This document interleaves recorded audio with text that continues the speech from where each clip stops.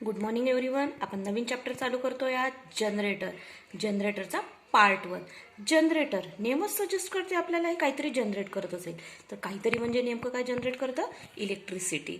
मग आपल्याला थोडक्यात हे पण बघावं लागेल की जनरेटर कसा तयार केला गेला आणि इलेक्ट्रिसिटी पण कशी तयार झाली. तर हिस्ट्री ऑफ जनरेटर फर्स्ट पार्टमध्ये आपण बघणार आहोत. हिस्ट्री ऑफ जनरेटर किंवा इलेक्ट्रिसिटीबद्दल जर बोलायचं राहिलं तर काय म्हणू आपण की सध्याच्या सस्टेनेबल लाईफस्टाईलमध्ये प्रगतिशील जीवन आयुष्यमानामध्ये आपल्याला इलेक्ट्रिसिटीची खूप गरज पडते. इलेक्ट्रिसिटीची गरज का पडते म्हणजे इलेक्ट्रिसिटी नसली तर आयुष्यच थांबून जातं आपलं. जसं फूड, वॉटर अँड शेल्टर असतं, अन्न, वस्त्र, निवारा, त्याच प्रमाणे इलेक्ट्रिसिटी सुद्धा आपली बेसिक नीड झालेली आहे. It's a very important for us. ही खूप महत्त्वाची गोष्ट आहे आपल्यासाठी.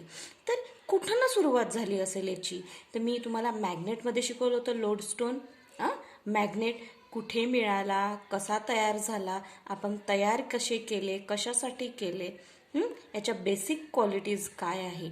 तर हे जे लोडस्टोन आहे, मॅग्नेट आहे, हे युनिक प्रॉपर्टी आहे. पाहिलं होतं आपण मॅग्नेशियामध्ये कसा सापडला एखाद्या शेपडला. ठीक आहे. तर याची ही क्वालिटी थेल्स नावाच्या शास्त्रज्ञांनी 600 BC मध्ये ओळखली की हा जो लोडस्टोन आहे, हा जो मॅग्नेट आहे, हा चार्ज प्रोड्यूस करू शकतो. पण त्याच्या याला काही मूर्तरूप आलेलं नाही. It cannot become. तर मग त्यानंतर 100 हजारो वर्ष काहीही झालं नाही. देन म्हणजे विलियम गिल्बर्ट 1540 ते 1603 मध्ये यांनी स्टॅटिक इलेक्ट्रिसिटीचा सिद्धांत मांडला. स्टॅटिक इलेक्ट्रिसिटी म्हणजे अगदी मोमेंटरी, ज्याने आपण कुठली उपकरणं चालवू शकत नाही. स्टॅटिक इलेक्ट्रिसिटी समजवायचं झालं तर आपण असं ग्लास, काचेची कांडी वगैरे असते ती आपण एखाद्या शेपडच्या ज्या मेंढरं असतात, शिप्स हे असतात, त्यांच्या कातडीवर फिरवले तर काय होतं, एक चार्ज उत्पन्न होतो. एक छोटासा कागदाचा तुकडा ती रॉड अट्रॅक्ट करू शकते. तशी स्टॅटिक इलेक्ट्रिसिटी असते. इट डझंट मीन आपल्या याच्यामध्ये याचा कुठलाही हे नसतो, फक्त एक गेम म्हणून ती डेव्हलप होते.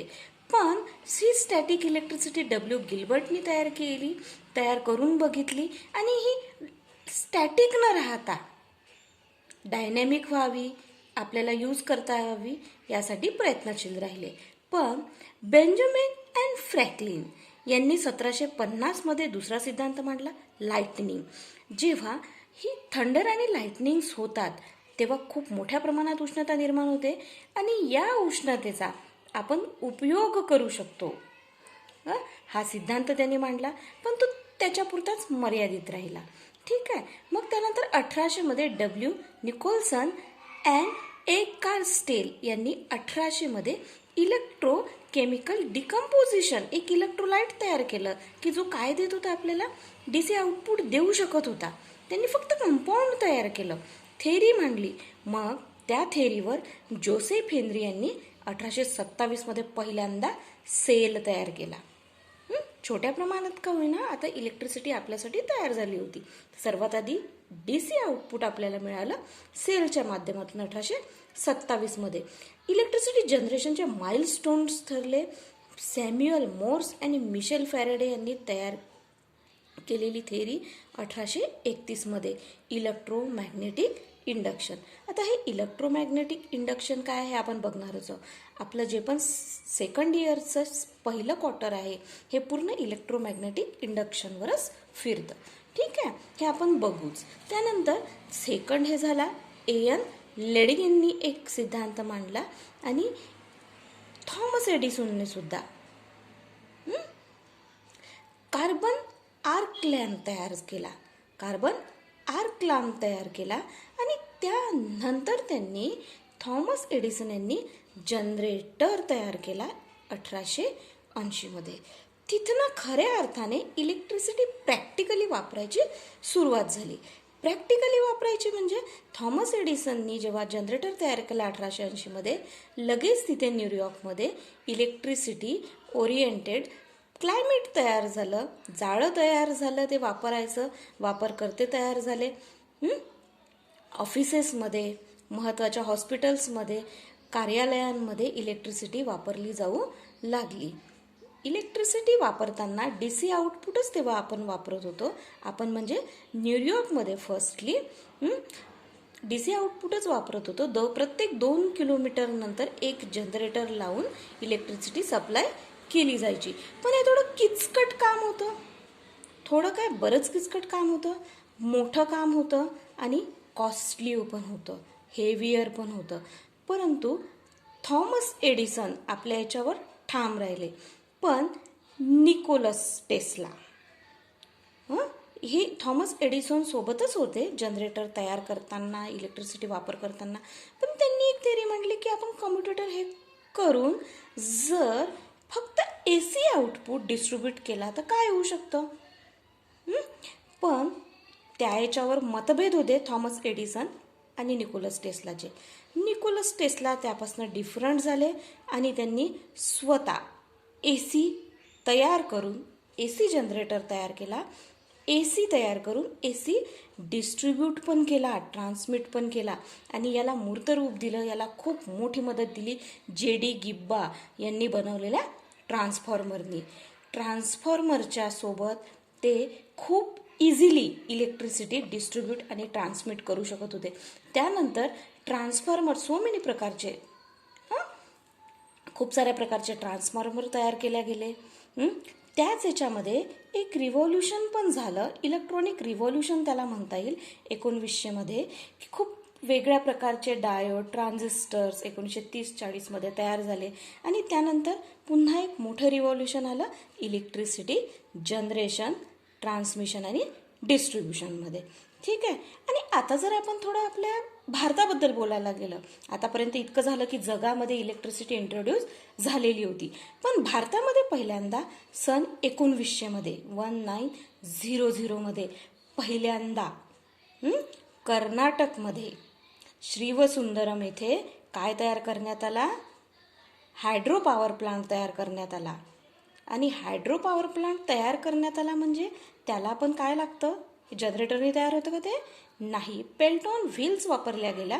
आणि जॉन पेल्टॉन यांनाच आपण काय म्हणतो, father of the hydro power plant किंवा father of the wheel, Pelton wheel turbines. ठीक आहे. तर ते पहिल्यांदा भारतामध्ये 1900मध्ये कर्नाटक शिवसुंदरममध्ये हायड्रो पॉवर प्लांट तयार करण्यात आला व भारताला इलेक्ट्रिसिटी इंट्रोड्यूस झाली. भारतात सर्वात पहिल्यांदा इलेक्ट्रिसिटी वापरण्यात आली. देन आफ्टर बरेच पॉवर प्लांट्स तयार झाले 1940मध्ये फॉसिल्स फ्युएल वापरून. त्यानंतर कोळशे, nuclear power, conventional, non conventional मेथडनी इलेक्ट्रिसिटी जनरेशन तयार करण्यात आली. ठीक आहे. तर आता आपण बघू हा जो जनरेटर आहे, हा जनरेटर कसा काम करतो. तर जनरेटरचे काम करायचं एक प्रिन्सिपल आहे. आधी बघू आपण जनरेटर म्हणजे काय. जनरेटर काय आहे, एक डिव्हाइस आहे. जनरेटर काय आहे, एक डिव्हाइस आहे. आणि तो काय करतो, दिलेली मेकॅनिकल एनर्जी इलेक्ट्रिकल एनर्जीमध्ये कन्वर्ट करतो. जनरेटर काय करतो, एक जी इनपुट असते मेकॅनिकल एनर्जी, ते तुम्ही प्राइमरनी देऊ शकता किंवा ते तुमच्या हाताने पण देऊ शकता. ठीक आहे. तर काय करते, तो मेकॅनिकल एनर्जी इलेक्ट्रिकल एनर्जीमध्ये कन्वर्ट करतो. हे बऱ्याचदा आपल्याला MCQजमध्ये विचारलं जातं आणि आपण मोस्टली कन्फ्यूज असतो की इलेक्ट्रिकल एनर्जी कन्वर्ट करतं की मेकॅनिकल एनर्जी कन्वर्ट करतं. ठीक आहे. तर जनरेटर काय करतं, मेकॅनिकल एनर्जी इलेक्ट्रिकल एनर्जीमध्ये रूपांतर करतं. मोटर आणि जनरेटरमध्ये बिलकुल कन्फ्यूज व्हायचं नाही. मोटर काय करतो, इलेक्ट्रिकल एनर्जी घेतो आणि मेकॅनिकल एनर्जी म्हणजेच आपण त्याच्याकडून काम करून घेतो मोटरकडून. इलेक्ट्रिकल जनरेशन कोण करतं, जनरेटर करतं. तर आता आपण जनरेटर बघतोय. जनरेटर मेकॅनिकल एनर्जी इलेक्ट्रिकल एनर्जीमध्ये रूपांतर करतो. इन शॉर्टमध्ये आपण याचं प्रिन्सिपल बघू. या पार्टमध्ये प्रिन्सिपल काय असतं, आपण आधी पण बघितलं की 1980मध्ये जेव्हा इंट्रोड्यूस झाला तेव्हा त्याचं स्वतःचं एक प्रिन्सिपल, मिशेल फॅराडेज जो माइलस्टोन आहे इलेक्ट्रिसिटी जनरेशनचा, त्यांनी काय केलं, इलेक्ट्रोमॅग्नेटिक इंडक्शनचं एक प्रिन्सिपल मांडलं. काय आहे ते प्रिन्सिपल इलेक्ट्रोमॅग्नेटिक इंडक्शनचं. जेव्हा एखादा कंडक्टर विद्युत प्रवाहित क्षेत्रामध्ये ठेवला जातो तेव्हा तो त्याच्या मॅग्नेटिक लाईन्स कट करतो आणि फ्लक्स डेव्हलप करतो. काय करतो? When a conductor is placed in a magnetic field conductor cut the magnetic line and flux is generated. हेच इलेक्ट्रोमॅग्नेटिक इंडक्शन आहे. याला Faraday's law of electromagnetic induction सुद्धा म्हटलं जातं. हे छोटे छोटे प्रश्न बरेचदा MCQs आपल्या एक्झाममध्ये विचारले जातात. तर या पार्टमध्ये आपण हिस्ट्री ऑफ जनरेटरपर्यंतच मर्यादित राहू. पुढच्या पार्टमध्ये आपण कन्स्ट्रक्शन जनरेटरचं कन्स्ट्रक्शन कसं केलं गेलं आणि त्यानंतर त्याचं वर्किंग कसं आहे, EMF इक्वेशन काय आहे, हे सगळं आपण नेक्स्ट पार्टमध्ये बघू. आता इथे जे इलेक्ट्रोमॅग्नेटिक इंडक्शन ते दाखवलेलं आहे, हे जे पोल्स असतात, हे जे पोल्स आहे याच्या स्वतःच्या मॅग्नेटिक लाईन्स आहे. स्वतःच्या मॅग्नेटिक लाईन्स ज्या कधी इंटरसेक्ट होत नाही. तुम्हाला मॅग्नेटमध्ये मी प्रॉपर्टीज पण समजावून सांगितलेल्या आहे. त्यातलीच एक प्रॉपर्टीज आहे की जे मॅग्नेटच्या स्वतःच्या मॅग्नेटिक लाईन्स असतात त्या फक्त कुठे असतात? पोल्सवर असतात सपोज. तर त्या पोल्स कितीही थाउजंड्स ऑफ मॅग्नेटिक लाईन्स असतील तरी सुद्धा त्या स्वतः एकमेकांना छेदत नाही. याचं स्वतःचं एक वर्तुळ असतं, स्वतःचं एक ऑर्बिट असतं. ठीक आहे. आणि हे जे पेअर आहे N आणि Sच्या मॅग्नेटचे, याच्यामध्ये जर आपण एखादी करंट कॅरिंग कंडक्टर फिरवला तर काय होतं? त्याच्या मॅग्नेटिक लाईन्स कट होतात. त्याच्या मॅग्नेटिक लाईन्स कट झाल्यावर काय निर्माण होतो? फ्लक्स निर्माण होतो. पण याला एक रेट पण लागतोय. एका रेटेड याच्याने फिरवावं लागेल ना ते, की असं नाही एका मिनिटात 2-4 वेळा फिरवलं तर तयार होईल का? नाही. एका रेटेड फ्रिक्वेन्सीने ते फिरवावं लागतं, रेटेड व्होल्टेजने त्याला फिरवावं लागतं. त्याच वेळी तिथे काय निर्माण होतो? फ्लक्स निर्माण होतो. आणि हा फ्लक्स म्हणजेच इलेक्ट्रिकल EMF आउटपुटद्वारे आपल्याला मिळतं. ते आपण डिटेल्समध्ये आपल्या जनरेटर, कन्स्ट्रक्शन ऑफ जनरेटर, नंतर आपण वर्किंग ऑफ जनरेटरमध्ये बघणार आहोत. तोपर्यंत हिस्ट्री ऑफ जनरेटर वाचायची, लिहायची आणि प्रिन्सिपल लर्न करायचं.